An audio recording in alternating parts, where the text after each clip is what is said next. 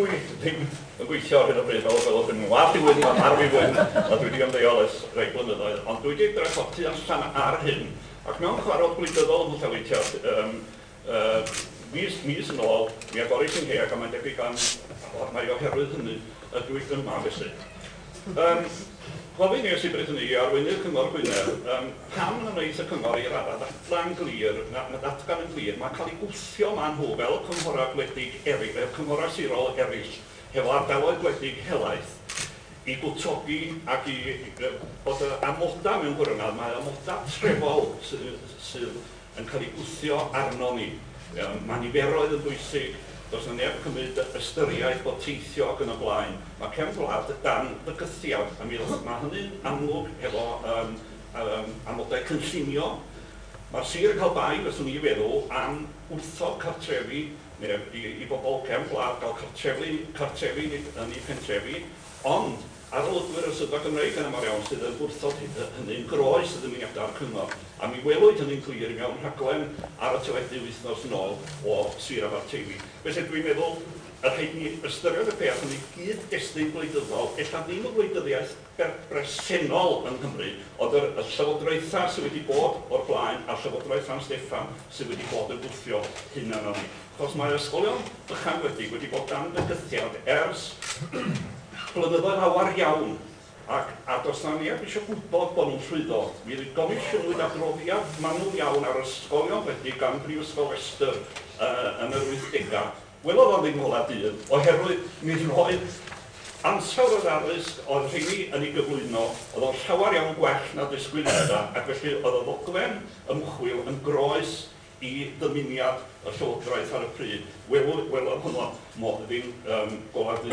Felly mewn gwirionedd, dwi'n gweld hyn yn frwydr rhwng cefn gwlad a'r gweinyddwyr mewn gwirionedd sy'n meddwl hefo'r meddylfryd trefol. Ac mae hynny dwi'n meddwl i weld yn y ddogfen yma.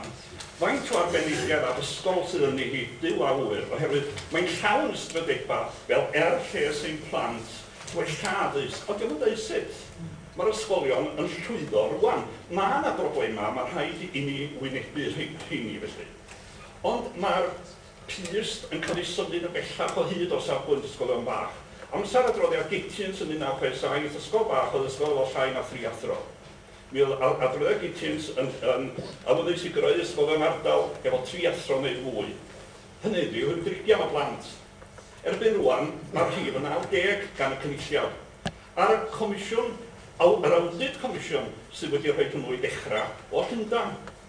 Mae'r hynny wedi godi fe 110 yn ddiweddar, mae'r llwygadol ni oedd eto rwan i nodi rhyw 90 fel y cynulliad. A mae yna bwynt yn cael ei wneud yn un o adroddiadau'r Pwyllgor a Dalbylch i Fionydd, os dwi'n credu'n iawn. Mae yna wybodaeth wedi cael ei roed efo nhw, bod arolygwyr estyn yn dweud bod cost rhedeg ysgol yn mynd yn sylweddol fwy os ydy hi yn llai na 90 o blant. Felly ddim ystyriaethau ysgol ydyn nhw, ystyriaethau ariannol ydyn nhw. A da ni yn yr rhych yma, hyd yr amser, yn cael yn cosbi hefo teithio, hefo bob dim, hefo pob gwasanaeth yn cefn gwlad. Ond rwan i ddod at y ddogfen, mae yna rei pwyntiau dwi eisiau gwneud.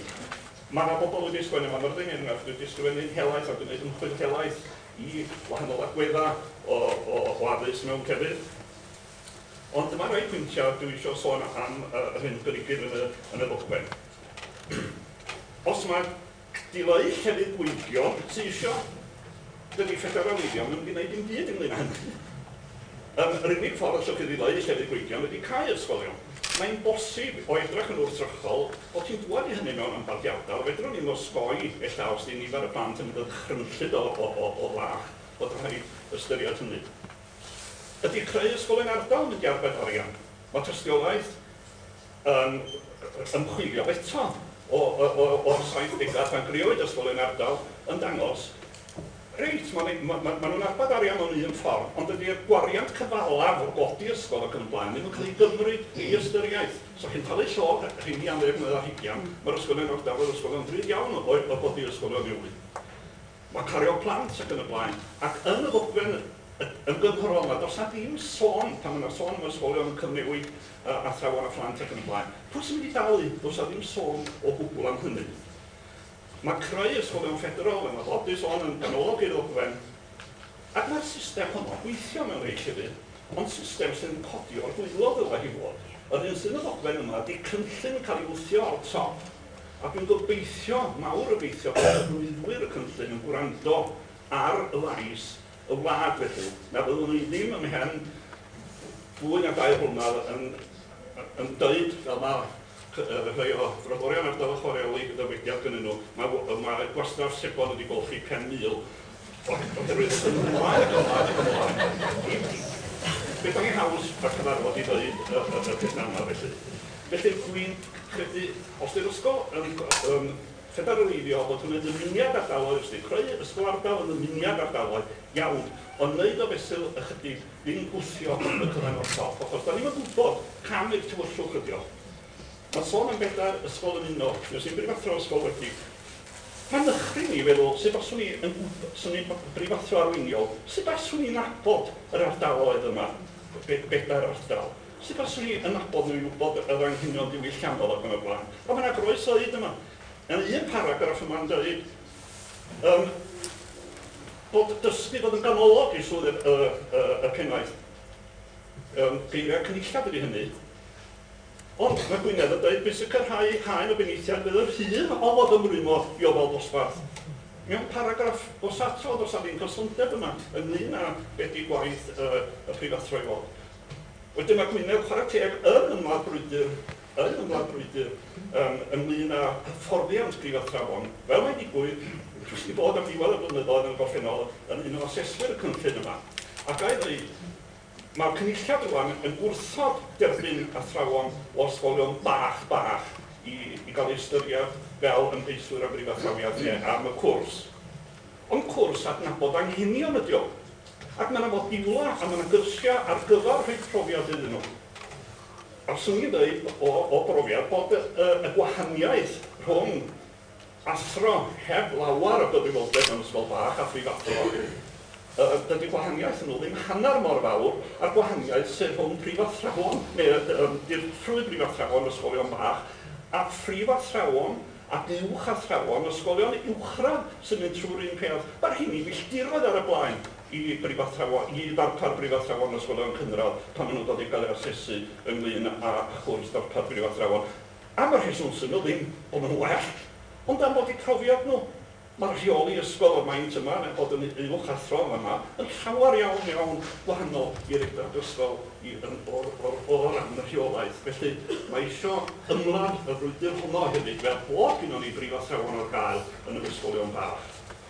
Wedyn, mae'r ddogfen yn sôn am, drwy'r llafod y gwela i, am 4 peth, cael rhai ysgolion un newid, sefydlu ysgolion ffederal a creu ysgolion ardal. Mae yna fodela eraill ar gael. Mae y gair clystyru, mae'n sôn am hwnnw wedi bod. Mi ellid clystyru ysgolion yn manteisio, mae'n debyg i ffederaleiddio i radda, ond fes yna brifathrawon a bob un o'r ysgolion hynny. Ac mi faswch chi gallu cael arbenigedd pwnc ac yn y blaen mewn ysgolion bach hefo wrth glystyru, os fes athrawon yn symud o gwmpas. Mewn gwirionedd, da ni dod yn ôl efallai i ymylu ar y hen gyfundrefn athrawon bro, athrawon Cymraeg, system at i'r gwell, oherwydd bod ysgolion wedi ariannu hunan, a wedyn mi dran nhw'n fforddio rhaid arian i gyflogi athro bro. Mi oedd yn iawn cael o'r sir unig yna o, ond mae'r rhil yn ôl, da ni gofal yn y buddiannau, os oedd ysgol gorfod chalen y gwasanaeth fel am gwasanaeth cerdd ac yn y blaen, mae'r gwasanaeth wedi egwyno mewn ffordd lle. A felly dos am athrawon bro, ond mae Gwynedd ddaru arfoesi yn hynny. Math arall ydy, dwi am gorffan, syniad ydy hwn, ond mae o yn beth sydd wedi digwydd, creu consortiwm o ysgolion sydd a chysylltiad â ysgol uwchradd oherwydd meddylwch rwan os ydy niferoedd plant Gwynedd yn diostwng gymaint yn yr ysgolion gwledig ac yn mewn ysgolion eraill, mae'n awfyd gwledig yn ysgolion trefol hefyd, os ydy niferoedd yn diostwng cymaint ac sy'n cael ei ddarafgan, mi fydd hi'n greisus o fewn y muria yma pen 5 i 6 blynedd, ac fydd yna gyfarfodydd wedyn yn protestio oherwydd byna golli athrawon ac yn y blaen. O'n i ellir edrach wahanol ar addysg a creu consortia o ysgolion y gallai, bedwar neu 5 pethau gysylltiedig â'r ysgol yma. Lle mae gennych chi falle athrawon fydd o'i tamaid yn mynd o'i ceg nhw i radda yn yr adeilad yma, efallai yn ail hyfforddi chydig bach i ddelio hefo arbenigedd pwnc yn yr ysgolion gwledig lleol. Mae sa hynny'n hyrwyddo trosglwyddo o'r cynradd i'r uwchradd a llawer o broblemau eraill. Dwi'n meddwl bod eisiau edrach o'r newydd ar lawer iawn o bethau, ac efallai dod â'r gwasanaeth addysg. Mae'n sôn am ddysgu gyda oes, dod â fo, fel mae hi rhywun, o 15 oed i lawr efallai, fel bod yna fwy o gydweithio gen gwahanol sefydliadau, a defnyddio adnodda yn rhesymol, a hytrach na i leu swyddi ac yn y blaen, rhaid mae'n angen nhw mewn llefydd eraill. Felly, yr hyn dwi'n obeithio y gwneud swyddogion Gwynedd wneud, ydy mynd yn ôl, edrych be maen nhw ar gwrando be mae bobl yn dweud, a gadael i'r ardaloedd efallai drafod, mae'r ddogfen wedi creu trafodaeth, a mae wedi gwneud i bobl lle ystyried lle maen nhw'n mynd o ran yn gymunedol ac yn yr ysgol, a mae hynny'n beth da, efallai. Dwi'n bellad a bod ni'n mynd yn ôl i'r gwreiddiau rwan, a bod pawb yn ystyried yn gall o'r ddwy ochr, beth sydd ddichwanadwy a beth sydd ddim, a bod ni ddim yn cerdded i'r tywyllwch drwy y cynllun, dychrynllun yma o ffederaleiddio, a da ni ddim yn gwybod beth fydd y cynnyrch yn y pen draw. Yr unig beth yn siŵr o'n meddwl, fel y gwasanaeth iechyd mae'n debyg, bydd yna haen o fiwrocratiaeth a'r biwrocrat ar yr haen uchaf fydd y prifathro bydd yn teithio fe fel seran wyb o un ysgol i'r llall.